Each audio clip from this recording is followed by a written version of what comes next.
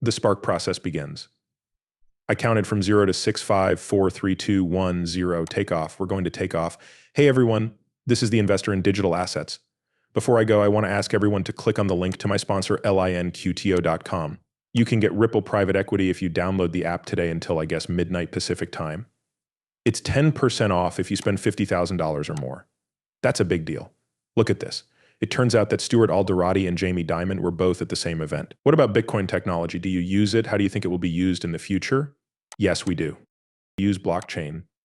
In fact, we're probably one of the biggest users. We did the Eastgate like real people. We were on Joseph Lippman's side. We were the ones who built Eastgate. We're behind it. It was sex slavery, and it's just a phone book. For example, we just sent you a bill, and you think it's from JP Morgan Chase or your other bank, and we have the list. You get a copy of it. That is, we all have the same information, and you're on your computer. The tools you trust keep it up to date. Some of you can change the information. We believe that some of you can't. It's an excellent way to share information. So think of a bank. If you ever send money abroad, know that you didn't get my money. You wired it. The wire is going to come out. We'll all see it at the same time. It was already like this. So all of us have the same information. That's why it will be used. It's been 12 years since we last talked about blockchain. There isn't much going on. It's not like AI. It's just some new computer tech and stuff like that. And I don't like cryptocurrency because it's just a cash that you think is a currency. It's my pet rock. That means Jamie Dimon will never get into crypto. No, we don't.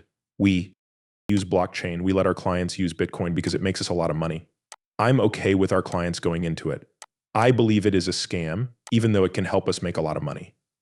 That is what he says. If I'm in charge of a bank, I don't tell other people, may I give you my opinion? I just let them in. I trust our bank to handle cryptocurrency. We won't give you money if you do it. It's all out there for us to see. It is a free country, though. I want our country to be free. Do what you want. Okay, look at this. Yesterday, I showed this tweet.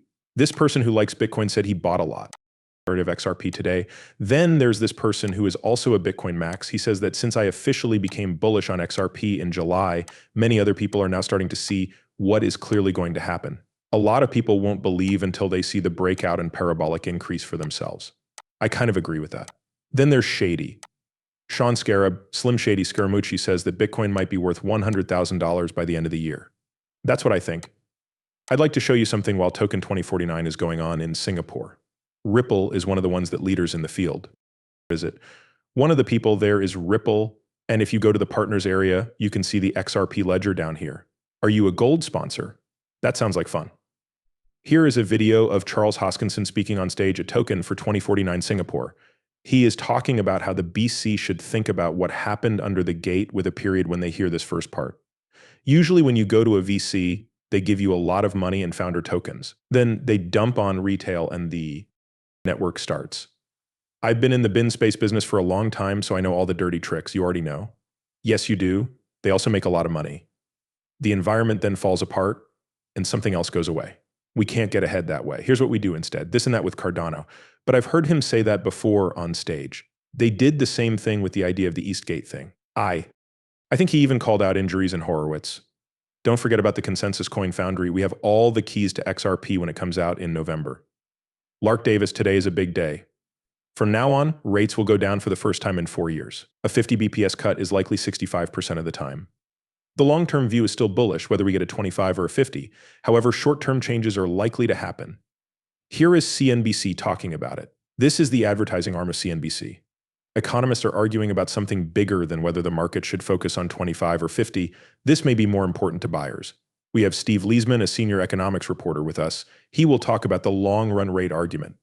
Steve, before you do that, I want to know if your ears were burning yesterday when we were at that point.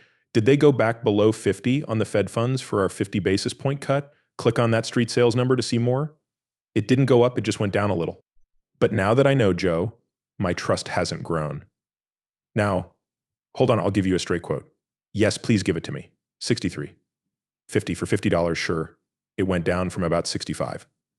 Does that catch you off guard? I'm on the other side of this. I'm rooting for the 37 I like backing the losers in these situations. Yes, that's a place I like being.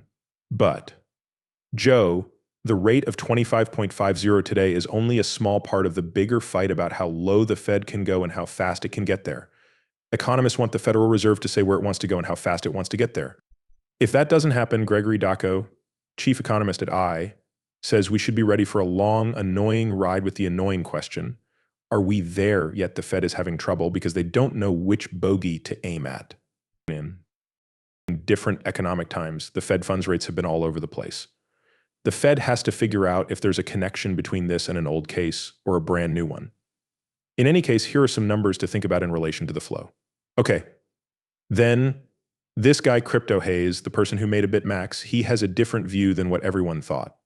25, I believe that if they go to 50, it will be a total disaster for the financial markets. 1 or 2 trading days after the event, there will be a huge rally because everyone thinks that the more they cut rates, the better, but I think it will actually show that the global financial system is worse, which will lead to even lower prices after the fact. That's not a good idea. After that, we have this. I was going to show you this video. This is also from the Stuart Alvarado video. It was going to be in the last video, but I'm going to show it to you now instead. Adoption by institutions and adoption by individuals. It interests me a lot. From an institutional point of view, our group holds an annual meeting in Davos, Switzerland, and the last one was not that long ago, 4 years ago. There was nothing there about crypto. And I think that a lot of those sessions or the themes that are there shape what people talk about all over the world. There were also already a lot of crypto companies, but they weren't part of the official material that was going on. Not only are all of our projects at the forum these days, but so are those of all the biggest crypto companies and startups, as well as the biggest financial institutions. Each of our projects has between 60 and 80 groups. I get the sense that they care a lot about formal adoption. Most businesses are trying to get into this space. In the US, only 20% of people, or 1 in 5 people, use it in stores. When we talk about other parts of the world, like India or Nigeria, almost 45% of people there have traded in or used cryptocurrency. Instead of 1 in 5, almost half. And that's probably partly because of the rules. So I think there are a lot of us regulatory people here who can talk about that. We're focusing on different countries around the world, though, because that's where we see the strict rules. Coming from, man, this is going to blow up when the US gets on board. Look at this, scoop.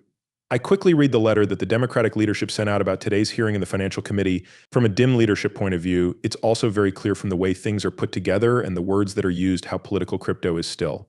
Do you remember all that talk about resetting the crypto?